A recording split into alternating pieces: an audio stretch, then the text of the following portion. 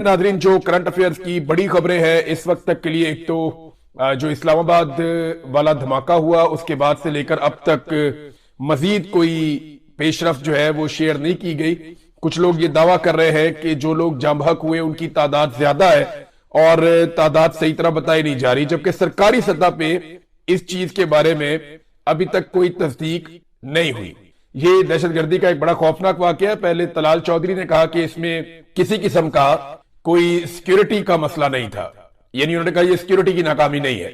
ये तलाल चौधरी ने कहा जो वजीर मुमलिकत बराए दाखिला है, और उसके बाद यही बात जो इंफॉर्मेशन मिनिस्टर अता तारड़, उन्होंने भी ये बात की कि ये सिक्योरिटी का फेलियर नहीं है, सिक्योरिटी की नाकामी नहीं है। तो अगर ये खुदकुश धमाका सिक्योरिटी की नाकामी नहीं है तो फिर किसकी नाकामी है? यानी सिक्योरिटी की ही नाकामी हो सकती है कि आप सिक्योरिटी देने में नाकाम रहे और खुदकुश धमाका हो गया। आपकी इंटेलिजेंस नहीं थी, दहशतगर्द आ गए, उन्होंने आके धमाका कर दिया, फायरिंग कर दी, बहुत सारे लोगों की जानें ले ली। तो ये तो एक तरह का फेलियर है। अब इस फेलियर को आप फेलियर ना माने तो कोई क्या कर सकता है? पूरी दुनिया में आप किसी से भी पूछ लें, आप कानून की किसी किताब में पढ़ लें, सिक्योरिटी की किसी किताब में पढ़ लें, दुनिया के किसी दस्तूर को उठाकर देख लें, किसी भी पैटर्न के ऊपर आप चल पड़े, आपको यही एक लफ्ज मिलेगा और आपको ये सारे यही कहेंगे कि सिक्योरिटी का फेलियर है। और सिक्योरिटी की रिस्पॉन्सिबिलिटी जो है वो पुलिस की है, इंटेलिजेंस एजेंसीज की है, लॉ इन्फोर्समेंट की है। अब मैं हैरान होता हूं कि पाकिस्तान में अगर कोई छोटा मोटा काम भी होता है तो आसिम मुनीर साहब के नारे लग जाते हैं। ये मौजूदा रजीम ने तो ये तरीकाकार बांधा हुआ है ना, क्योंकि पाकिस्तान का सबसे ताकतवर आदमी आसिम मुनीर साहब हैं और वही सबकी जमानत है और वही उन्होंने ये जाली हुकूमत बनाई हुई है। वजीर आजम अक़वाम मुत्तहिदा में भी जाते हैं तो आसिम मुनीर का नाम लेते हैं, इकोनॉमी में कुछ अच्छा बुरा हो जाता है आसिम मुनीर साहब का नाम लेते हैं, इन्वेस्टमेंट का कोई दावा आता है तो आसिम मुनीर साहब का नाम लेते हैं, फॉरेन पॉलिसी में कुछ होता है तो आसिम मुनीर का, हर जगह पे आसिम मुनीर साहब का नाम ये लेते हैं। हर उस चीज का क्रेडिट आसिम मुनीर साहब को देने की कोशिश की जाती है जिसका क्रेडिट उनका बनता ही नहीं है। यानी एक आर्मी चीफ का क्रेडिट आप इकोनॉमी में तो नहीं दे सकते ना, ज़राअत में नहीं दे सकते आप, माहौलियात में नहीं दे सकते आप, हाँ आप उन्हें सिक्योरिटी के हवाले से क्रेडिट दे सकते हैं। अब हैरत की बात यह है कि क्रेडिट लेने के लिए ये हर फील्ड में हर जगह पे आ जाते हैं, लेकिन जो अपना काम है वहां पे जब नाकामी होती है तो उसका ये मलबा अपने पे लेते ही नहीं। क्रेडिट लेने के लिए पाकिस्तान में सब तैयार है, दूसरे के हिस्से का क्रेडिट भी ले लेंगे, लेकिन जिम्मेदारी लेने के लिए पाकिस्तान में कोई तैयार नहीं है। दूसरे के किए हुए काम के ऊपर अपनी तख्ती लगाने के लिए सब तैयार है, लेकिन अपना जो काम बिगाड़ा हुआ है, जो काम करने में नाकामी हुई है, उसकी जिम्मेदारी लेने के लिए पाकिस्तान में कोई तैयार नहीं है। और जब तक आप ये नहीं करेंगे, अकाउंटेबल नहीं करेंगे लोगों को, तब तक आप इस लड़ाई में जीत नहीं सकते। आपको फेयर होना पड़ेगा, आपको अपने साथ मुखलिस होना पड़ेगा, आपको देखना पड़ेगा कि आप कहां पे गलती कर रहे हैं। जहां आप गलती कर रहे हैं उस गलती को आप ठीक करेंगे, उसके बाद आपके लिए आगे बढ़ने का रास्ता खुलेगा। हम गलती मानने के लिए ही तैयार नहीं है। पाकिस्तान के 2 वफाकी वुज़रा मुंह उठा के ये कह चुके हैं जनाब के इसके पीछे कोई ताल्लुक ही नहीं है, ये कोई सिक्योरिटी का फेलियर था ही नहीं। तो फिर पता नहीं है किस चीज का फेलियर था अगर ये सिक्योरिटी का फेलियर नहीं था। अब नाजरीन, अता तारड़ ने एक बात की है कि ये जो दहशतगर्दी वापस आई है इसके पीछे पीटीआई है, ये अता तारड़ ने कहा। और जब वो ये बात कर रहे थे उस वक्त वो हंस भी रहे थे। ये एक तरह की बेइज्जती होती है। मुझे अच्छी तरह याद है जब सानिया APS हुआ था तो नवाज शरीफ साहब पेशावर गए थे, उन्हें हंसना नहीं चाहिए था। मुझे बड़ी तकलीफ हुई थी, मैंने उस वक्त टीवी चैनल के ऊपर काफी तनकीद भी की थी कि नवाज शरीफ को हंसना नहीं चाहिए था। वो उस वक्त वजीर आजम थे जब सानिया APS हुआ था और पेशावर में बच्चों का कत्लेआम हो गया था, तो उस वक्त उन्हें हंसना नहीं चाहिए था, वहां पे जाके उन्हें संजीदा रहना चाहिए था। इसी तरह अता तारड़ साहब को भी इस मौके पर हंसना नहीं चाहिए था, लेकिन ये मजबूर है। यानी कल मैंने वहां देखा नाचते हुए, लुडियां डालते हुए वुज़रा को पंजाब में, यानी सारे बसंत मना रहे थे उस वक्त जब लाशें उठाई जा रही थी इस्लामाबाद में।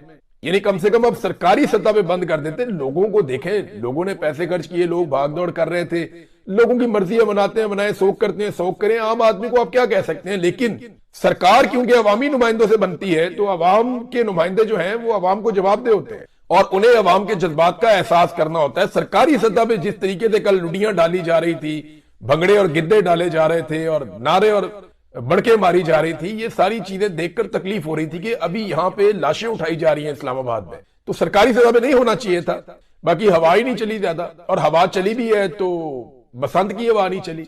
यानी जो लाहौरी है ना, जो असल लाहौरी है, उसने बसंत को रिजेक्ट किया है। देखिए, ऑर्गेनिक चीज ऑर्गेनिक ही होती है। ये नहीं हो सकता कि आप मुंह उठा के कोई चीज अनाउंस कर दें और फिर उसके बाद आप अपनी मनमानी करें हर चीज में, और आप लाइटें लगा के सजावट करके, आप चौकों चौराहों के अंदर गुड़ियां लटका के लोहे की, और आप रोला रोला डाल के स्पॉन्सर्स के साथ मिलकर अखबारात में इश्तेहारात दे के اور اپنے مخصوص گڈے مارکیٹ میں لا کے اور اپنی منمانی کر کے تو آپ کو لگے گا کہ آپ کامیاب بنا لیں گے ایک ایونٹ کو.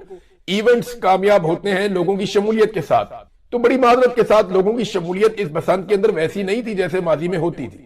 ہاں لوگ ایکسائٹڈ تھے, بہت سارے لوگ میرے اپنے دوست, بڑے قریبی دوست, وہ بڑے ایکسائٹڈ تھے. وہ یہ کہہ رہے تھے کہ یار بسنت آئے گی, بڑے عرصے کے بعد آئے گی, دیکھیں گے. لیکن پھر جس طریقے سے چیزوں کو مہنگا کیا گیا, جس طریقے سے بسنت کو کنٹرول کیا گیا, وہ ہر آدمی جو ہے وہ کنٹرول تو نہیں ہوتا کہ جناب آپ نے یہ بار کوڈ ہے, یہ والی یہ چیز ہے. آپ یہ اصول تو آپ ضرور رکھیں کہ آپ غیر قانونی گڈی اور ڈور آپ استعمال نہیں کر سکتے, آپ کسی کے لیے خطرہ نہیں بن سکتے. لیکن جس طریقے سے حکومت نے اپنی پکڑ دکڑ بھی ساتھ ساتھ رکھی ہوئی تھی, من پسند لوگوں کو ہر طرح کی چھوٹ تھی, ان چیزوں کے ساتھ لوگ فیڈ اپ ہو جاتے ہیں. لوگوں کو پھر آپ ذمہ داری اگر بتاتے ہیں تو ساتھ انہیں آپ انجوائے بھی کرتے ہیں. بہرحال سرکار نے اپنے طور پہ جو انجوائمنٹ رکھی تھی وہی ہمیں نظر آئی ہے, اور کوئی اتنے بڑے پیمانے پر گڈیاں نہیں اڑی. دیکھیں لوگ کہہ رہے ہیں کہ ہوا نہیں چلی, یہ واقعی بات ٹھیک ہے کہ ہوا نہیں چلی, اس کی وجہ سے بھی بڑا مشکل ہو جاتا ہے. بہت ٹنکے مار مار کے بندوں کے کندھے اور بازو رہ جاتے ہیں. بڑی مشکل سے ہوا نہ ہو تو کوئی بندہ تھوڑا بہت گڈھا اوپر کر سکتا ہے, یہ ہوتا ہی نہیں ہے, بہت مشکل ہوتا ہے. لیکن جب ہوا چلی ہے تب گڈیاں اڑی ہیں. کچھ علاقوں میں ایسا لگا کہ جیسے بسنت ہے, لیکن بہت سارے علاقوں میں تو فیل ہی نہیں آئی کہ بسنت ہو رہی ہے. بہت سارے علاقوں میں یہ ایسے فیل ہی نہیں آئی کہ بسنت ہو رہی ہے. وہ لوگ کہتے ہیں جی ہمارے تو یہاں پہ نارمل اتوار کے اوپر اس سے زیادہ گڈی اڑا کرتی تھی, تو بسنت کے اوپر تو ایک عجیب ہی آسمان بھر جاتا تھا. وہ والا ماحول ابھی تک تو دیکھنے کو نہیں ملا, میں جب آپ سے بات کر رہا ہوں. اچھا, میں اس سے پہلے کہ دہشت گردی والے معاملے پہ اور جو انجینئر محمد علی مرزا صاحب کے حوالے سے میں نے ایک آپ کو خبر دی تھی, سوشل میڈیا پہ بڑا ان کے بارے میں رولا پڑا ہوا ہے. اب ان کے حمایتیوں نے ایک تصحیحی کلپ شیئر کیا ہے, اور وہ یہ کہتے ہیں جی کہ بسنت کے حوالے سے جو خبر انجینئر محمد علی مرزا کے نام سے پھیلائی گئی وہ خبر غلط ہے. تو یہ جناب ان کے حمایتی بھی سامنے آگے, انہوں نے کہا نہیں جی یہ غلط ہے. اور دوسری طرف جو ان کے مخالفین ہیں وہ کہہ رہے ہیں جی انجینئر صاحب ہمیشہ زیادتی کرتے ہیں, یہ بھی انہوں نے کیا ہے. تو دیکھیں ڈنڈی تو مار دیتے ہیں انجینئر صاحب کئی دفعہ, یہ میں جانتا ہوں. اب اس معاملے میں انجینئر صاحب خود ہی بتائیں کہ ہوا کیا تھا. بہرحال ان کے جو حمایتی ہیں وہ بھی ایک کلپ لے کر آئے اور اس میں تصحیح کر رہے ہیں کہ جو انفارمیشن انجینئر صاحب کے بارے میں پھیلائی گئی وہ انفارمیشن غلط ہے. میں نے آپ کے سامنے دونوں چیزیں رکھ دی. اب ناظرین, یہ جو دہشت گردی واپس آئی ہے اس کے پیچھے پی ٹی آئی ہے, یہ عطا تارڑ صاحب کہہ رہے ہیں تو واقعی ٹھیک کہہ رہے ہیں. دہشت گردی تو ختم ہو گئی تھی, دہشت گردی تو تھی نہیں, بہت کم ہوتی چلی جا رہی تھی. اور عمران خان صاحب کے دور میں جو پالیسی آئی, اور یہ ایک پالیسی نہیں تھی, تواتر کے ساتھ پاکستان کبھی لڑ رہا تھا, کبھی انگیج کر رہا تھا, اور پاکستان نے بڑی قربانیاں دے کے, یعنی سب سے بڑی قربانی پاکستان کے شہریوں کی ہے. یہ کوئی کہانی نہ ہمیں سنائے کہ جناب زیادہ پولیس والے شہید ہو گئے یا زیادہ فوجی شہید ہو گئے. وہ اس کام کے لیے انہیں چنا جاتا ہے, وہ اس کام کے لیے بھرتی ہوتے ہیں. لیکن ایک عام تاجر, ایک عام راہگیر, ایک عام شہری وہ اس کام کے لیے بھرتی نہیں ہوتا اور وہ شہید ہو جاتا ہے.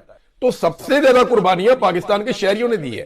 اگر آپ 70,000 80,000 لاشوں کو آپ گنے تو ان میں جو سیکورٹی اداروں کے لوگ ہیں وہ بہت کم ہے پرسنٹیج میں. بہت بڑی تعداد میں ہمارے شہری ہیں جو شہید ہوئے ہیں دہشت گردی کے خلاف لڑائی میں, اور صف اول میں کھڑے ہوئے ہیں, ہار بھی نہیں مانی.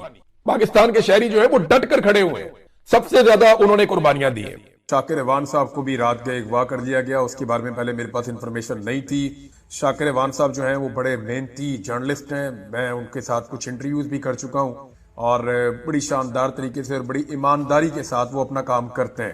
جب پی ایم ایل این بہت مشکلات میں تھی اور اسٹیبلشمنٹ ان کے خلاف ہوتی تھی تو شاکر ایوان صاحب اس دور میں بھی رپورٹنگ کرتے تھے اور وہ خبریں بھی چلا دیتے تھے جو خبریں کوئی اور نہیں چلا سکتا تھا.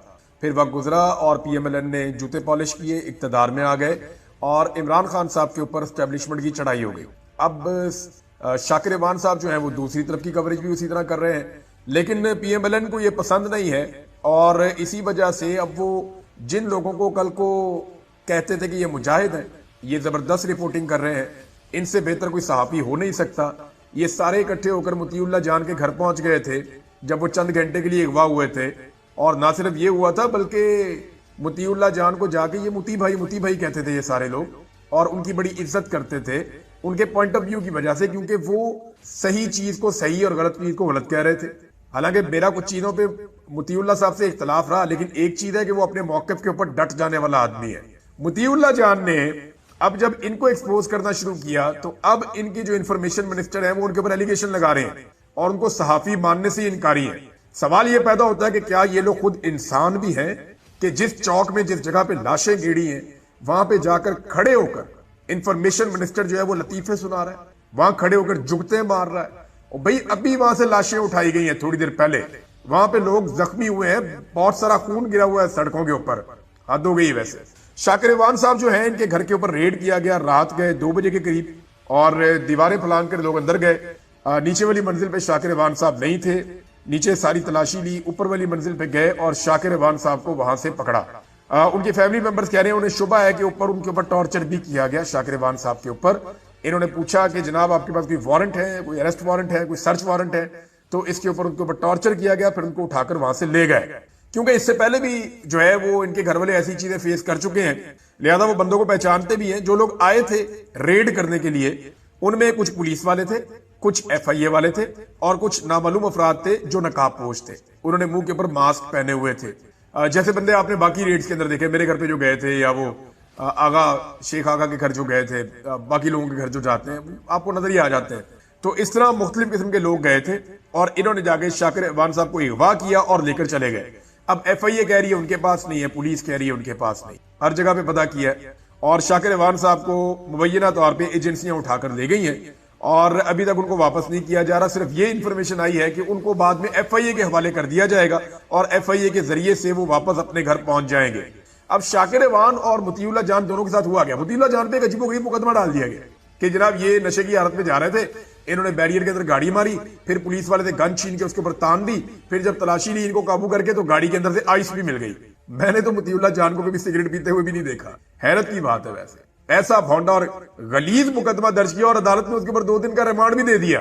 ثاقب بشیر صاحب ساتھ موجود تھے مطیع اللہ جان کے جب دونوں کو اغوا کیا گیا. پھر ثاقب بشیر صاحب کو 5 منٹ کے بعد چھوڑ دیا گیا, مطیع اللہ جان صاحب کو غائب کر دیا گیا. پھر بعد میں جب پریشر بہت زیادہ بڑھا, اور میں یہ بتاتا ہوں یہ پریشر بڑھا ہے, مطیع اللہ جان کو چھوڑنا نہیں تھا, کیونکہ مطیع اللہ جان ریگولر عدالتوں میں جاتے ہیں تو ججز کا, عدلیہ کا بہت پریشر تھا, لہذا مطیع اللہ جان کو منظر عام پہ لا کر ان کی ایف آئی آر کرنی پڑی. تو یہ پریشر جو ہے وہ میں سارے صحافیوں سے کہوں گا, اور سب سے میری گزارش ہے کہ شاکر ایوان کے لیے بھی اسی طرح آواز اٹھائے. سارے اکٹھے ہو کر لاہور ہائی کورٹ کی چیف جسٹس کے پاس جائیں, انہیں جا کر کہیں جی یہاں پہ وہ کوریج کرنے آتے ہیں, انسانی حقوق کی پامالی ہو رہی ہے, آپ چیف جسٹس ہیں, ہمارا بندہ برآمد کروا کے دیں. وہ جو پولیس والے ساتھ آئے تھے, ایف آئی اے والے آئے تھے, انہیں بلائیں, انہیں کہیں جی ہمارا بندہ واپس کریں. اور اسی طرح جو ہے وہ اسلام آباد کے اندر ہمارے جو دوست سپریم کورٹ میں یا اسلام آباد ہائی کورٹ میں جاتے ہیں وہ بھی وہاں جائیں اور جا کے ججز سے بات کریں, چیف جسٹس آف پاکستان سے بات کریں کہ جناب ہمارے صحافی اغوا ہو رہے ہیں. مطیع اللہ جان کے بارے میں بھی بات کریں اور شاکر ایوان کے بارے میں بھی بات کریں. ایک انوکھی مزاحیہ قسم کی ایف آئی آر جو ہے مطیع اللہ جان صاحب پہ دی. ان دونوں بندوں کا قصور کیا ہے؟ ایک چیز آپ اپنے ذہن میں رکھیں اور سب کو یہ بات سمجھنی پڑے گی کہ ریاست کا یا اداروں کا یا حکومت کا جو اس وقت سب سے کمزور پوائنٹ ہے, جہاں یہ بری طرح پھنس گئے ہیں, وہ یہ ہے کہ انہوں نے ریئل بلٹس چلا دی. 26 تاریخ کی رات کو جو کچھ بھی ہوا وہ ان کے لیے ڈراؤنا خواب بن گیا. انہیں آئیڈیا نہیں تھا کہ یہ معاملات ایسے ایکسپوز ہو جائیں گے. مجھے ایک شاعر ہے, ان کا شعر یاد آ گیا, اقبال عظیم صاحب ان کا نام ہے. انہوں نے ایک دن بڑا زبردست شعر کہا تھا, ایک غزل ہے پوری, اس کے اندر سے ان کا ایک شعر ہے کہ قاتل نے کس صفائی سے دھوئی ہے آستین, قاتل نے کس صفائی سے دھوئی ہے آستین, اس کو خبر نہیں کہ لہو بولتا بھی ہے. تو لہو بولتا ہے جی, آپ لاشیں چھپا نہیں سکتے, آپ خون کے نشان مٹا نہیں سکتے. یہ آپ کے پیچھے آئے گا. بی بی سی نے بڑی زبردست اس کے اوپر ایک ڈاکومنٹری لکھی ہے, لیکن اس کا امپیکٹ بہت گہرا آ رہا ہے, پوری دنیا کے اندر آ رہا ہے. عالمی سطح کے اوپر یہ جو حکمران ہیں اور ان کے ساتھ جڑے ہوئے لوگ ہیں, یہ سارے پھنس گئے ہیں اور ان کو جو ہے وہ ایک مجرم کے طور پہ دیکھا جا رہا ہے, جنہوں نے نہتے عوام کے اوپر اندھا دھند فائرنگ کی ہے. یہ کلیم کیا گیا کہ جناب جو مظاہرین ہیں ان کے پاس بہت سارے ہتھیار تھے, کچھ ہتھیار لا کے سامنے بھی رکھ دیا. آپ کو پتا ہے ہتھیار تو جب مرضی پولیس لا کے سامنے رکھ دیتی ہے, ان کے پاس پڑے رہتے ہیں ہمیشہ, تو ہتھیار لا کے رکھ دیے جناب, یہ ان سے برآمد ہوئے. ایک ویژول ایسا نہیں ہے جہاں پہ یہ لوگ ہتھیار لے کر آ رہے ہیں. پاکستان تحریک انصاف نے باقاعدہ یہ انسٹرکشن دی تھی کہ ہتھیار لے کر کوئی نہیں آئے گا, اور کوئی بھی ہتھیار لے کر نہیں آیا تھا, سوائے کچھ سیکورٹی علی امین گنڈا پور کی جو وزیر اعلیٰ کی ہے یا 1-2 لوگوں کی, اس کے علاوہ اور کسی کے پاس ہتھیار نہیں تھے. تو یہ ایک غلط ایلیگیشن لگایا گیا کہ پاکستان تحریک انصاف کے لوگ ہتھیار لے کر آئے. اس پہ الجزیرہ نے کہا کہ ہم سارا دن رپورٹنگ کرتے رہے, بی بی سی نے, باقی ساروں نے, عالمی میڈیا نے رپورٹنگ کی ہے, لوکل میڈیا نے رپورٹنگ کی ہے, کوئی ایک بندے نے نہیں کہا کہ یہ ہتھیار لے کر آئے. اور کسی ایک پولیس والے کو یا ایک رینجرز کو یا کسی بندے کو ابھی تک سامنے نہیں لایا گیا جس کو گولی لگی ہو. اب اگر کسی کو لا کے اس کو پٹی کر کے ڈاکٹر سے جھوٹا میڈیکل لیگل سرٹیفکیٹ جو ہے وہ بنا کے اور لا کر کہہ دیں جناب اس کو گولی لگی ہے تو ہم کچھ کر نہیں سکتے, لیکن وقوعے کے اوپر ایک بھی ایسا واقعہ یا ایک بھی ایسی چیز رپورٹ نہیں ہوئی, جبکہ اب تک درجنوں لوگوں کی ویڈیوز اور تصاویر آ چکی ہیں جنہیں گولیاں لگی ہوئی تھیں. یا تو وہ نیم مردہ حالت میں تھے, یا وہ بے ہوشی کی حالت میں تھے, یا وہ کرا رہے تھے, یا ان کو اسپتالوں میں شفٹ کیا جا رہا تھا. جو لوگ اسپتالوں میں گئے ہیں وہ یہ کہہ رہے ہیں کہ اسپتالوں کے اندر مریضوں کا تانتا بندھا ہوا تھا اور زیادہ لوگ وہ تھے جو بلٹ انجری کے ساتھ آئے تھے. اسپتال کے عملے نے جو پہلا ڈیٹا جاری کیا تھا اس میں بلٹ انجری آخری کالم میں لکھی ہوئی تھی اور 28 لوگوں کا وہ ڈیٹا تھا. اب آپ اندازہ کریں کہ اس صورتحال میں حکومت اتنے بڑے سانے کو کیسے چھپا سکتی ہے. حکومت کے لیے چھپانا ممکن نہیں ہوگا. بی بی سی کی رپورٹ بہت امپورٹنٹ ہے, اس کے کچھ حصے میں آپ کو پڑھ کے سناتا ہوں, آپ حیران رہ جائیں گے. بی بی سی نے جناب اس کے اوپر پوری تحقیقاتی ایک رپورٹ تیار کی ہے. انہوں نے اپنے صحافیوں کو بھیجا اور جو بی بی سی کی ٹیم پہنچی اسپتال میں وہ یہ بتاتے ہیں کہ اسپتال کے باہر پولیس اور رینجرز کھڑی ہے اور وہ ہر بندے کو چیک کرتے ہیں. وہ یہ دیکھتے ہیں کہ یہ جو بندہ آیا ہے یہ کوئی صحافی ہے کیا ہے, یہ کوئی تحقیقات تو نہیں کر رہا, یا یہ کوئی پاکستان تحریک انصاف کے جو لوگ زیر علاج ہیں ان کے معاملے میں تو نہیں آیا. تو وہ کہتے ہیں جی بہت زیادہ وہاں چیکنگ ہو رہی ہے. اسپتال کے عملے سے انہوں نے آف دی ریکارڈ بات کی ہے. کچھ لوگوں نے نام نہ بتانے کی شرط کے اوپر کچھ چیزیں ان کے سامنے رکھی ہیں.